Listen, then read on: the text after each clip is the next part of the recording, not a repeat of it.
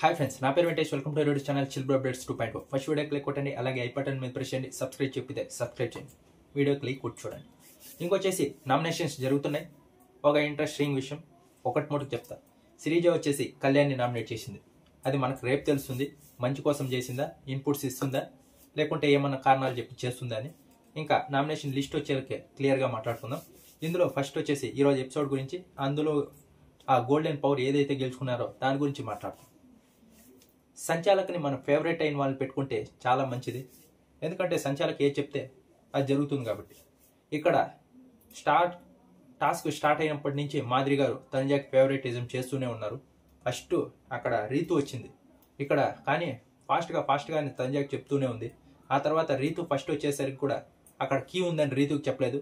ఎప్పుడైతే తనుజ వచ్చిందో అప్పుడు అక్కడ కీ ఉందని మళ్ళీ అందరికీ చెప్పడం మొదలుపెట్టింది.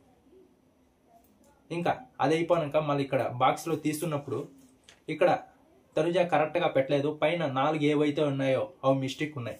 మిగతా వాళ్ళు ఇంకా పెట్టలేదు కదా బ్రో, తనుజ అంత పెట్టిందంటే కరెక్ట్గా పెట్టాలి కదా, అదేదో సరి చేసుకొని వెళ్ళి ఉండాలి కదా.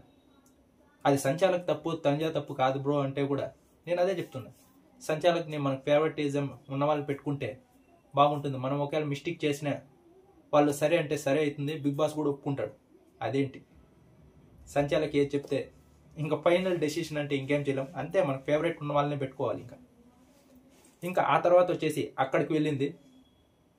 ఆ రింగ్ వేసే టైంలో టెన్షన్ పడిందంటే అంతా ఇంత టెన్షన్ పడలేదు.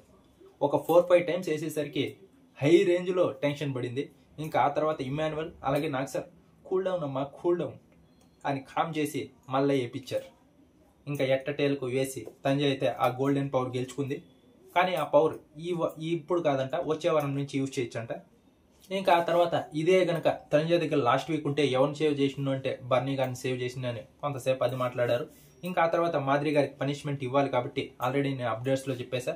ఒకటి వచ్చేసి వాష్రూమ్ ఇచ్చారు, ఇంకోటి వచ్చేసి గార్డెన్ ఏరియా, ఆ తర్వాత వచ్చి డైరెక్ట్ నామినేషన్, ఇలా ఉన్నాయి. ఇప్పుడైతే ఫస్ట్ ఇక్కడ లైవ్లో అయితే ఎగరగొట్టేశారు, కానీ ఫస్ట్ వాష్రూమ్ డ్యూటీ ఇచ్చారు ఆవిడకి. ఆవిడ ఒప్పుకోలేదు, అందుకే ఆ తర్వాత నామినేట్ చేసింది డైరెక్ట్గా. ఆవిడ చూడు, అప్పుడు కళ్ళ సైకిల్ చూస్తే మీకు తెలుస్తుంది అని ఒప్పుకునింది. ఫస్ట్ వాష్రూమ్ డ్యూటీ ఇస్తే ఆవిడ ఒప్పుకోలేదు. ఎడిటింగ్లో లేపేశారు, చాలా లేపేస్తారు ఎడిటింగ్లో. ఇంకా ఆవిడ ఒప్పుకునింది. ఇంకా ఆ తర్వాత ఆవిడనైతే నామినేట్ చేశారు.